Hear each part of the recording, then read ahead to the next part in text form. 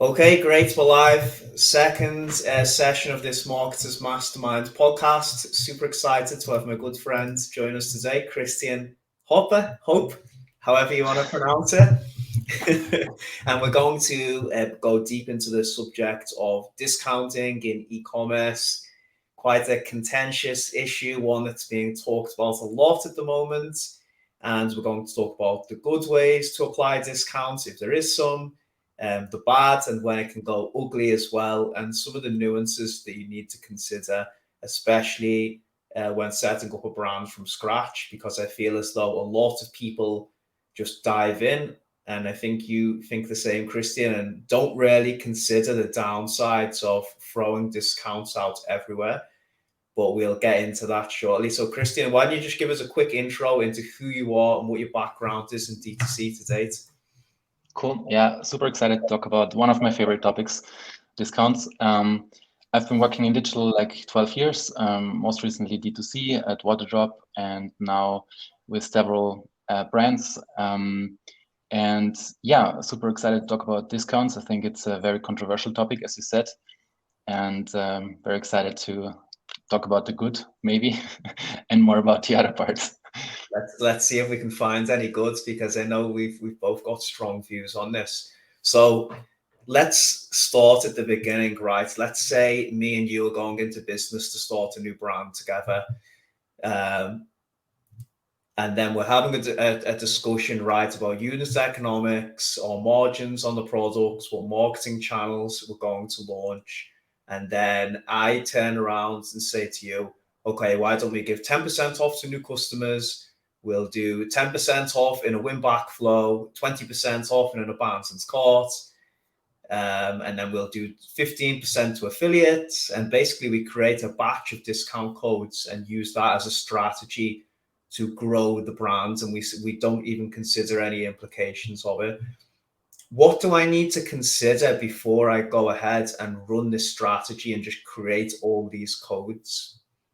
Oh, so much actually. I think, of course, discount codes will always outperform no discount codes. I think if you are offered as a customer, you can get 10%, 15%, whatever, or no discount code. I mean, it's obvious that most people would choose discount codes. But one of the first things I would say is that, we should not only talk about revenue, like top line, but also the impact, as you already mentioned, on margins. And I think like the topic of unit economics, how much margin do you actually have on a sale, is something that is totally underrated. It has so much more impact. And also the mathematics, I think many people don't understand that giving 10% discount means actually much more than just 10%. If I can just give an example, because I talked about this today with a client, and if you say that you sell something for $10 and your margin is $5 or 50%, and you give 10% discount, your margin will be 40% instead of 50%. But then, for 50% margin, you need ROAS, return on ad spend, of 2 to be at conversion margin break even. If you just have 40% margin, you need 2.5, ROAS 2.5. So it's actually 25% higher return on ad spend. And this, if you ask any marketer, honestly, to get 25% increase on a return on ad spend, this is super, super hard to do.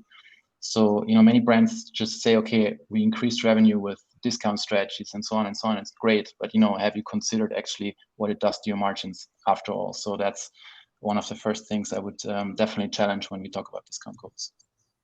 So would you say the most fundamental thing, it sounds fairly obvious, right? But it's actually crazy. I think even how many brand owners don't even consider, but like knowing your numbers is absolutely crucial.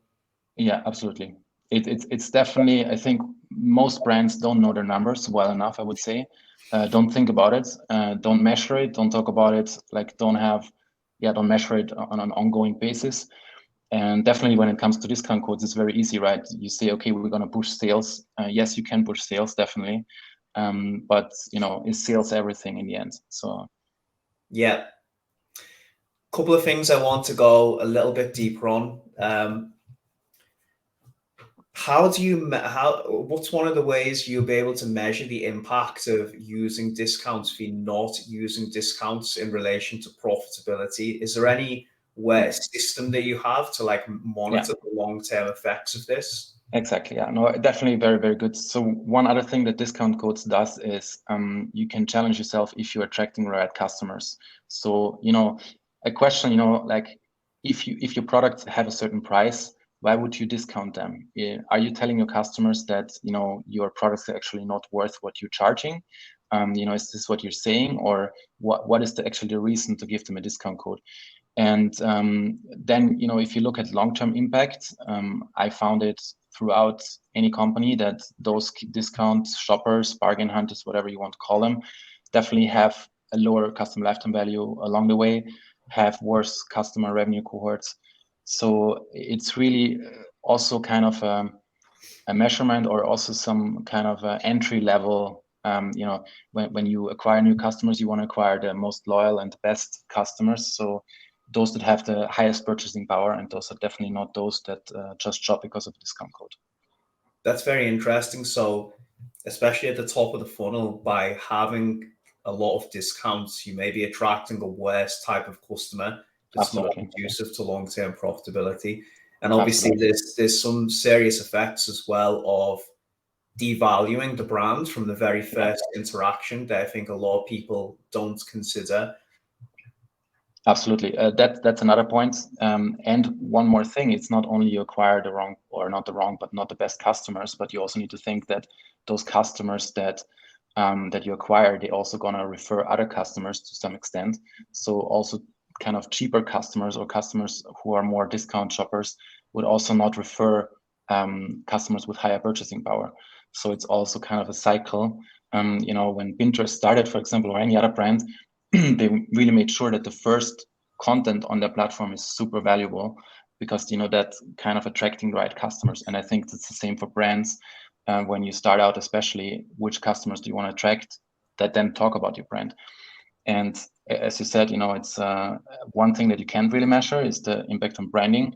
If you have a discount for every occasion, I think that what does it do about your brand? As mentioned, do you say I'm charging you something that my product is not worth? So that's super, super tough. Yeah. And one thing that we've seen is that you educate customers towards discount codes. So I mean, me personally, as a shopper, I go to a shop and the first thing I try is newsletter 10, welcome 10, anything like this that works. All the save 10, save 20. What is the highest discount code that I can get? And actually, that's it seems almost like all agencies, brands, or most of them, not all, I know, use the same methods and the same techniques. And it's shocking how often it works. Pretty much. Why? I mean, I have my own thoughts on this, and it's been something I've sort of tried to pull us away from becoming dependent on. But why do a lot of marketers turn to discounts so regularly when they work with brands? Yeah, I guess because, as mentioned, if you have the choice as a customer to use a discount code or not, it will definitely push sales. And I think also that's something for brands to consider. What are the KPIs they measure? Also, marketers, their in-house teams, or the agencies towards. Is it really pushing sales, or is it helping them win long term?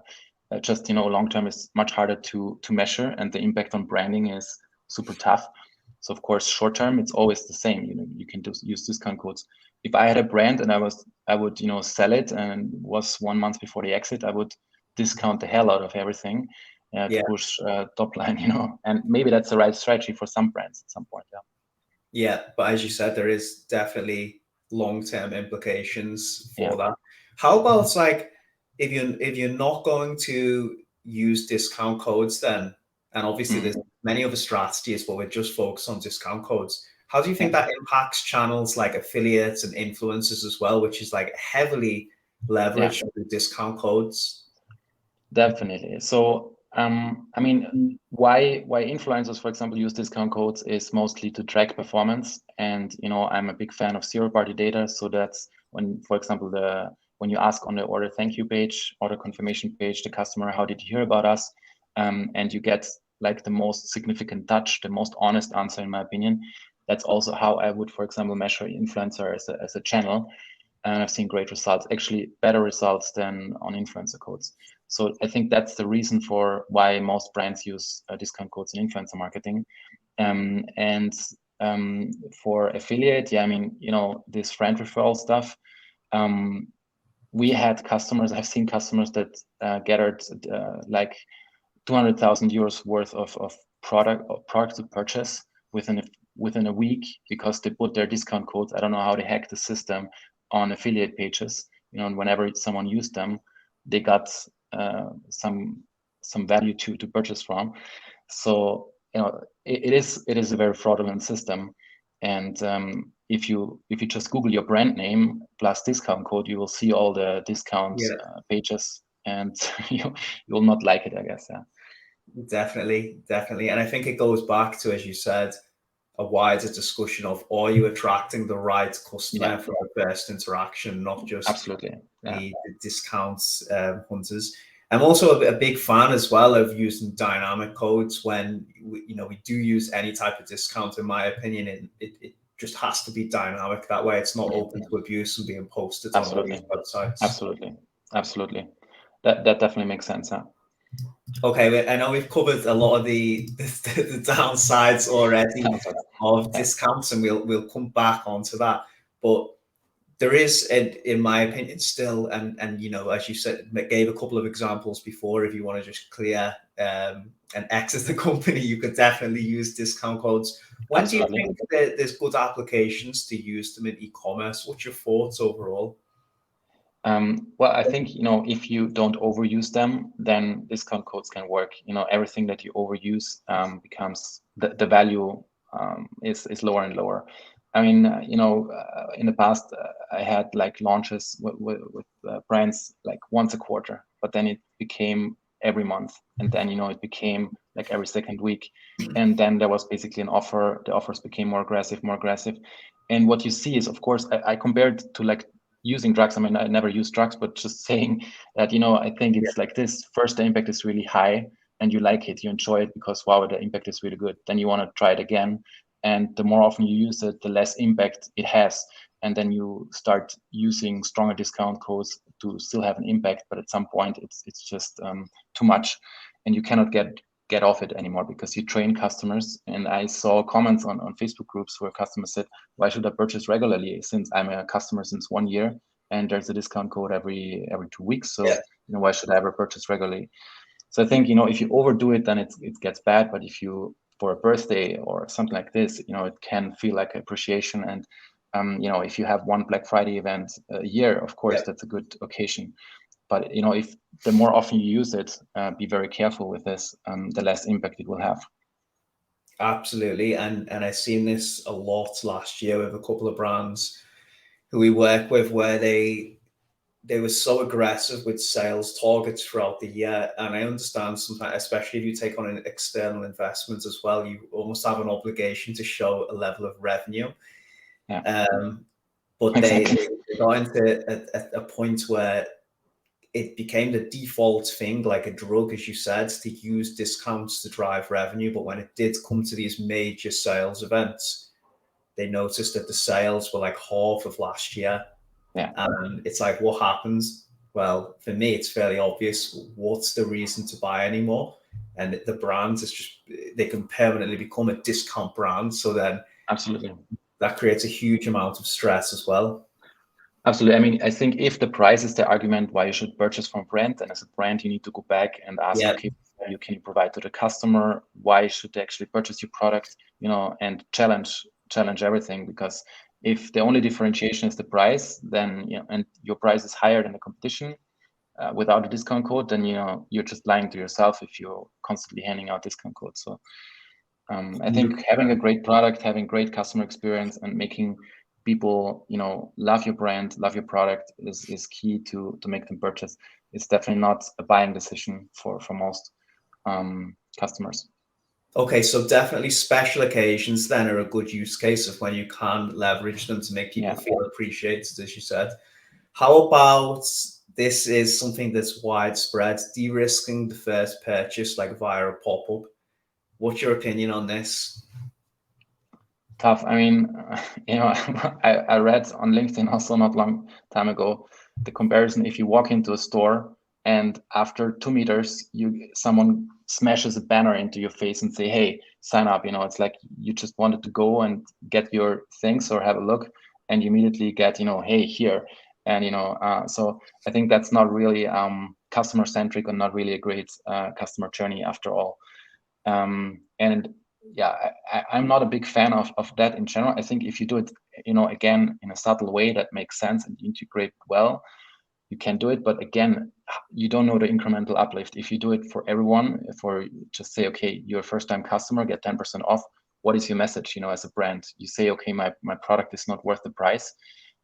So I think that lead generation, if you cannot provide any other value than a discount code, then you should also think about what is your value that you can provide to your customers or potential customers, your prospects.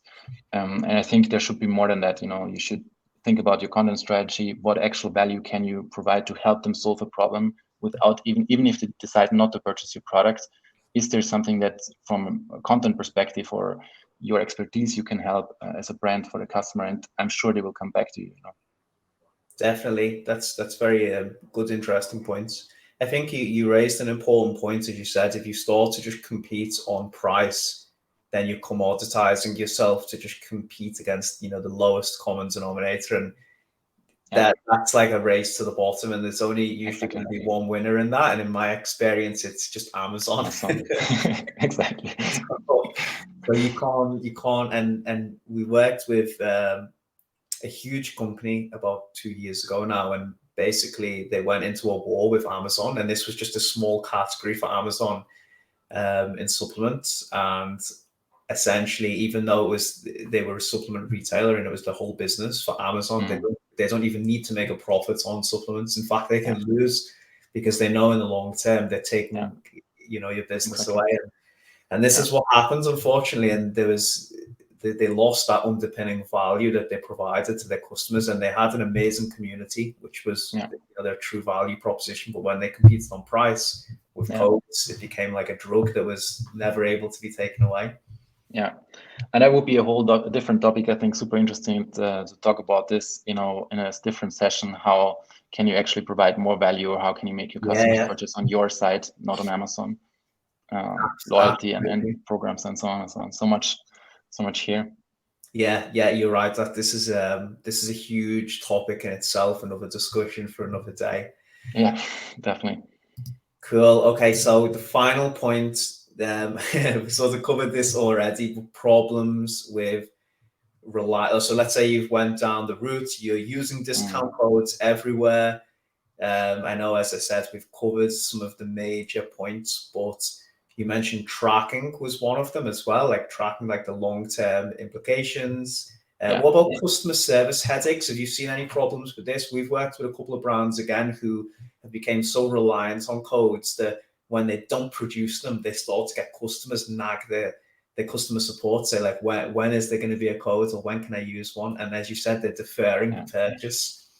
Yeah, absolutely. I mean, to get clean from this addiction, if I can call it like this, is super tough. Honestly, if you are down that path and you want to change, I would still recommend to do that. Just slowly start not using discount codes, or start being less aggressive. It's super tough. It will take time to acquire new customers. But, again, look at your customer and especially your revenue cohorts. So customers who purchased in a month or or first time with a discount versus without a discount, and compare how this segment, how this cohort of customers develops over time, and you will see massive differences. I mean, I've seen like factor 50% lower with discount codes first purchase. That's the thing. It's in general acquisition. Why we talk about AOV. There's two hypotheses. One is get a very low customer acquisition cost in the first purchase and then try to upsell them, which is one hypothesis, and many brands do, with offering a low first entry product versus having a higher entry product and having a higher customer acquisition cost, but maybe even already a better margin on the first purchase, acquiring more valuable customers that also develop better over time. So that's not only related to discount codes, but also I've seen, we did tests where we just took out the entry product for $15 and the next entry product was $49, and the AOV went from 27 to 62 overnight, literally. If you have that at the same ROAS, you will acquire much more valuable customers. And I think the same is for discount codes. Yeah, this sort of ties into something you were bringing up, I think, on one of my posts yesterday. It's very important to have like that data-driven culture in an organization to track things like this, rather than just speculating on them. Do you have any advice for people on how to start to get a grip of like these theories and put them to the test and actually keep on top of them? Because I feel as though a lot of people have the intention like, oh yeah, that makes sense what they're saying, but they struggle to sort of test a new hypothesis and find a way forward. How did you used to do things when you were at Waterdrop? I mean, honestly, this is a really, really difficult topic because I think having a bigger picture in mind here and not, I think the biggest issue with testing is that you sometimes look at very small things and you do individual tests without seeing the bigger picture. So I think prioritization is one very important thing. And also really understanding what you're testing, having a solid hypothesis, and also really understanding what certain metrics tell you. If someone tells me I have a return on ad spend of 2, that's nothing. I want to know what is it split up on the process there. Is it because the AOV is very high? Is it because what is the reason for that? So really going into details. So I think the whole testing framework that to implement that across all departments is really, really tough, and something that would probably be too much to talk about now, but it's super important in general now. Yeah, that again another topic for another topic. But AOV testing, experimentation. I mean, these are deep topics, and need their own dedicated sessions, definitely. So okay, so we've talked about some of the pros and not many the cons of using discounts. What's a better way forward for most brands? I know we talked a little bit before about adding value. Like, would that be your fundamental take-home message? Like, focus on adding value as opposed to relying on codes? Yeah, definitely. I think if you want to have a strong brand perception, discount codes will likely not fit in there. If you start with discount codes, you definitely put yourself in this corner of I'm competing with price. So you are already attracting price sensitive customers. It might work for some, for some brands it's the right strategy, but for many probably not. And again, what is your differentiation? Why do your customers purchase from you? What are the problems your customers have? How can you solve them? What value can you provide them? How can you make it a great experience to purchase from you?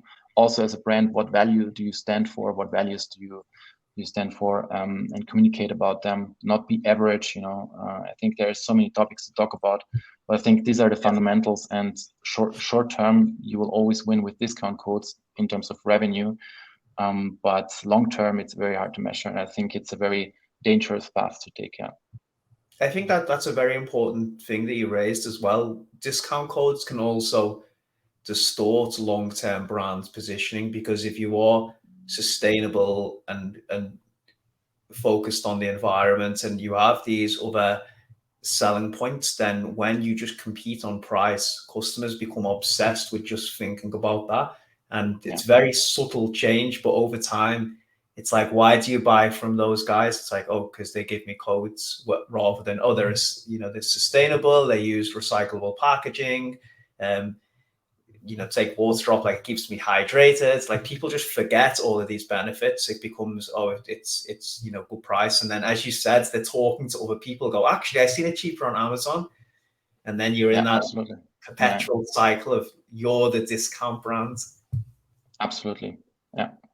Yeah. Cool, good stuff, Chris. Super interesting. I think we could have probably went even deeper, but if people want to contact you, find out more, what's the best way to speak to you? LinkedIn? I guess LinkedIn, yeah. Cool. We'll tag you in this. But thank you very much for your time. If anyone's got any questions for Chris, feel free to drop them in the comment threads. But otherwise, going to end this here. Thanks once again for your time, mate, and I'll speak to you soon. Speak soon. Thanks, Adam.